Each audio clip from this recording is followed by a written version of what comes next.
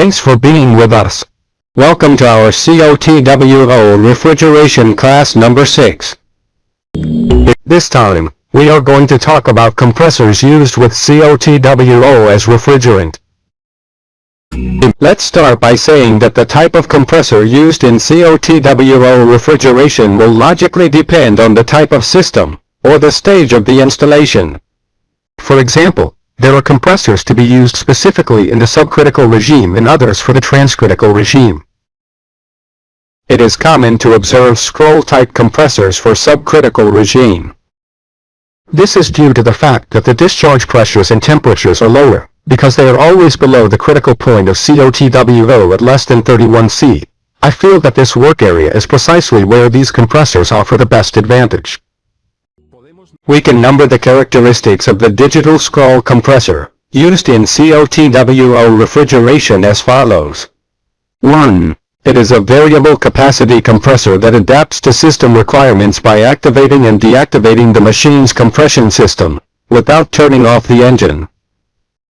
2. For modulation, the digital scroll compressor has a mechanism that, through a solenoid valve, actuates a piston, mounted on its upper part, to allow the passage of refrigerant from the high-pressure discharge to the chamber through an external tube. 3. In the chamber, the discharge pressure applies forces to the piston upwards, causing the upper scroll to move upwards, separating from the mobile scroll, causing no compression.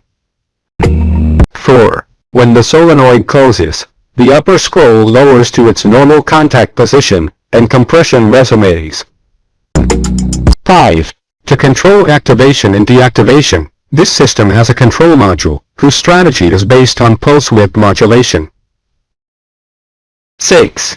For example, if the system control uses a duty cycle of 12 seconds. This indicates that there is an on and off cycle every 12 seconds. 7. If the compressor is 100% loaded, the on cycle is 12 seconds and the off cycle is 0 seconds. 8. If the compressor is 50% loaded, the on cycle would be 6 seconds and the off cycle would be 6 seconds. 9. In a digital scroll compressor, the motor continues to run, but consuming only 10% of the total power.